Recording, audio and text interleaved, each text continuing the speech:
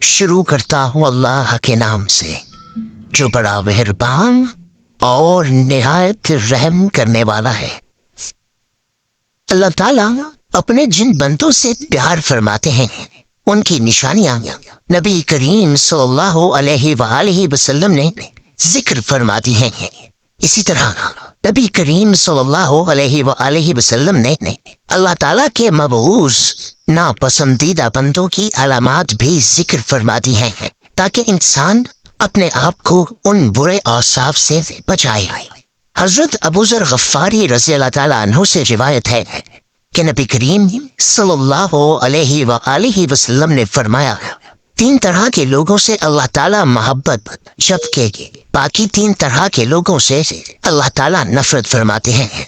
جن سے اللہ تعالیٰ محبت فرماتے ہیں ان میں سے پہلا وہ شخص ہے جو ایسی قوم میں رہتا ہو جس قوم کے پاس کوئی شخص رشتہ داری اور قرابت داری کی بنیاد پر نہیں بلکہ محض اللہ کا واسطہ اور قسم دے کر کچھ مانگنے آیا ہو، اور وہ قوم ایسے شخص کو دینے سے انکار کر دیتے، اور یہ شخص علیحدگی میں اس مانگنے والے کی اس طرح مدد کرے کہ اللہ تعالیٰ اور مانگنے والے کے علاوہ کسی کو اس بات کا پتہ نہ چلے۔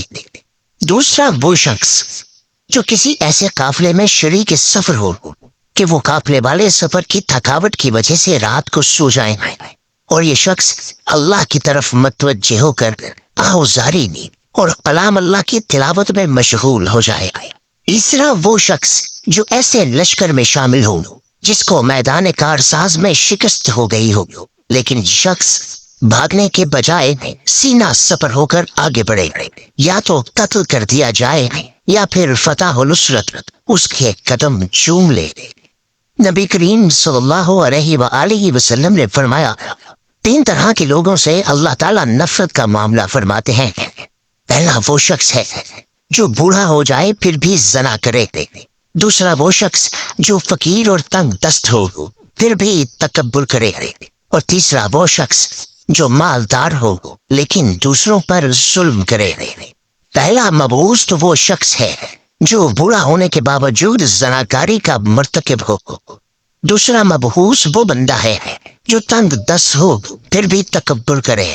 قرآن و سنت میں متکبر شخص کے بارے میں بہت سخت وعیدیں مذکور ہیں۔ تکبر کرنا ویسے ہی بہت بڑا گناہ ہے، لیکن ایسا شخص جس کے پاس اسباب تکبر بھی نہیں وہ بھی تکبر کرے تو اللہ رب العزت کی نگاہ میں قابل نفرت بن جاتا ہے۔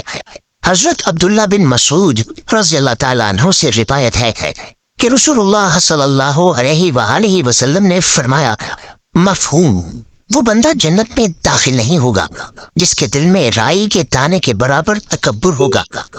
اس پر ایک شخص نے سوال کیا کہ بندہ اچھے کپڑے اور اچھے جوتے کو پسند کرتا ہے، کیا یہ بھی تکبر ہے؟ آپ صلی اللہ علیہ وآلہ وسلم نے جواب دیا کہ نہیں، اللہ جمیل ہے اور حسن و جمال کو پسند فرماتے ہیں۔ تکبر یہ ہے کہ بندہ حق بات کو قبول نہ کرے اور لوگوں کو ذلیل سمجھے۔ صحیح مسلم۔ رسول اللہ صلی اللہ علیہ وآلہ وسلم نے تکبر کا علاج یہ بتلایا ہے کہ بندہ سلام کرنے میں پہل کرے۔ تیسرا مبعوث بندہ وہ ہے جسے اللہ نے مال دیا ہو اور وہ ظلم کرے۔ جو بندہ مالدار ہونے کے باوجود ظلم کرتا ہے وہ اللہ کے ہاں قابل نفرت ہے، کیونکہ مال کا مل جانا محض اللہ کی عطا سے ہے۔ اس کی وجہ سے اور اس کے ہوتے ہوئے کسی پر ظلم کرنا پہلے درجے کی حماقت ہے۔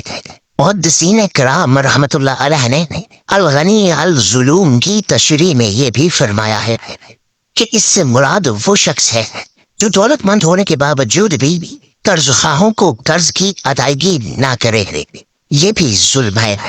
اللہ کریم ہمیں اپنے محبوب بندوں میں شامل فرمائے اور مبعوث ہونے سے بچائے، آمین۔ دوستو، اللہ تعالی ہمیں ان احادیث مبارکہ پر عمل کرنے اور اپنی زندگیوں کو سنوارنے کی توفیق عطا فرمائے۔